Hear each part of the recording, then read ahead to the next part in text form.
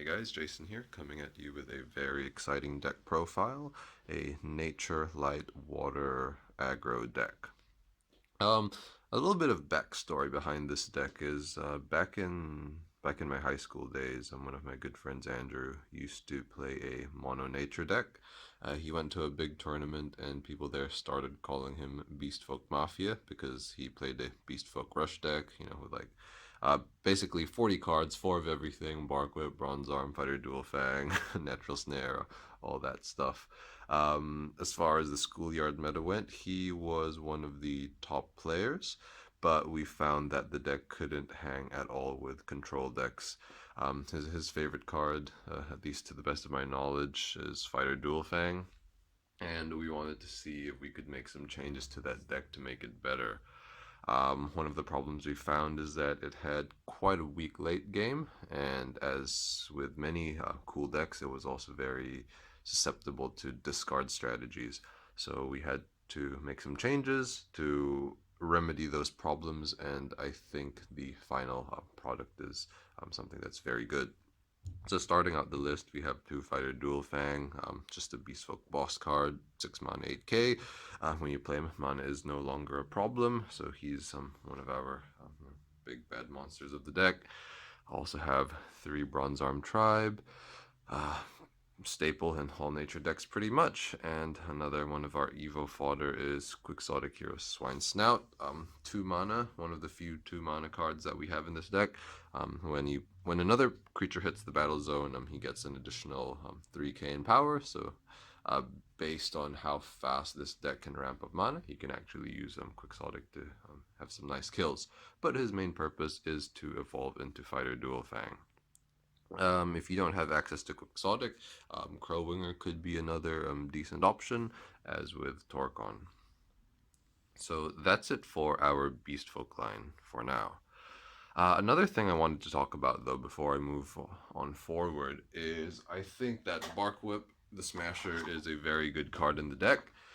We have another boss monster here, and I'm sure you'll be able to guess who that is very shortly. But basically, I think Barkwhip could actually replace Fighter Dual Fang. I think he's a very underrated card. He can get him down by turn 3, and your opponent, more often than not, won't really have an answer until turn 5. So he's very strong. But as of yet, we haven't really bothered to put him in. So moving on with the nature section, it really is just the classic spells. We have 4 Natural Snare, it's kind of like the nature version of Terrapit, and we have 3 Mana Nexus, which really helps with the late game. One thing you'll notice about this deck is that it has a very high shield trigger count, and that just makes Mana Nexus all the more potent. Mana Nexus can be a lifesaver. It can really make it difficult for your opponent to finish off games, especially if you chain one Mana Nexus into another, or if you chain it into a Holy Awe. Now, before we cross over into the light section, we're going to take a look at the multi-civ cards we have. So we have 2 Sanfist and 3 Skysword.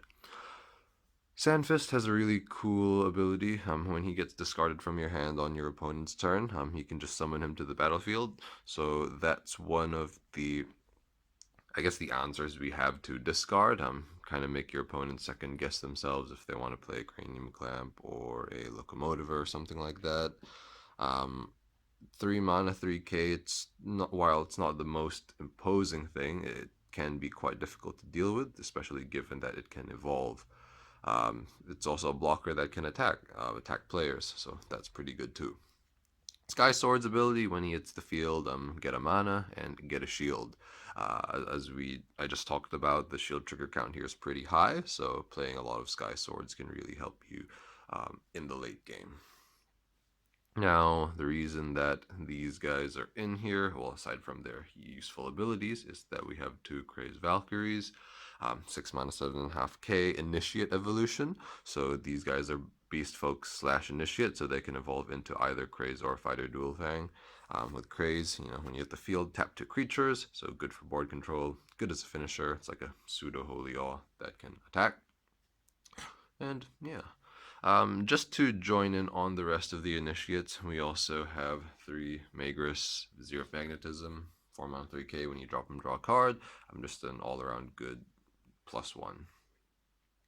So yeah, the name of the game is really Synergy. It's super cool how well the deck flows.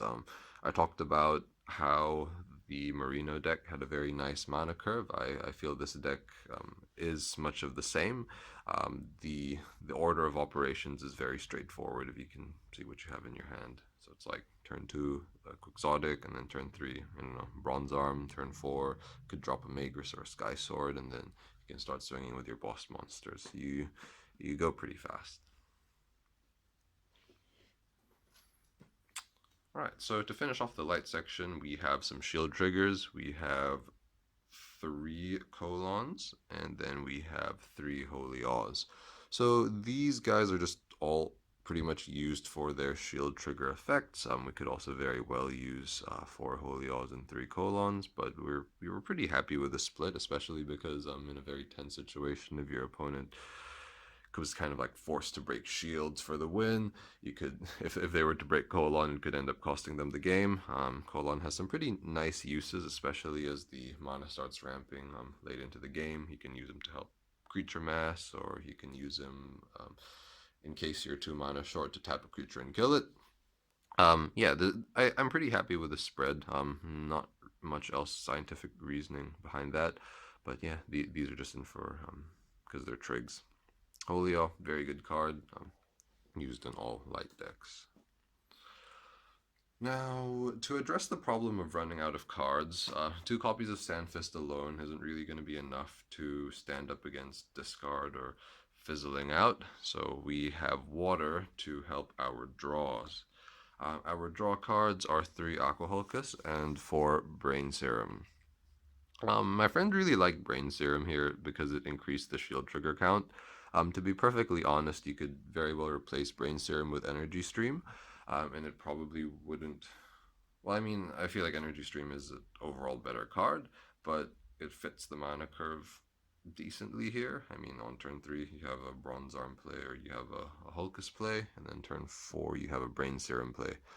In saying that, it probably makes more sense to play Energy Stream, but we just play Brain Serum. We like it, and it ups the shield trigger count once again.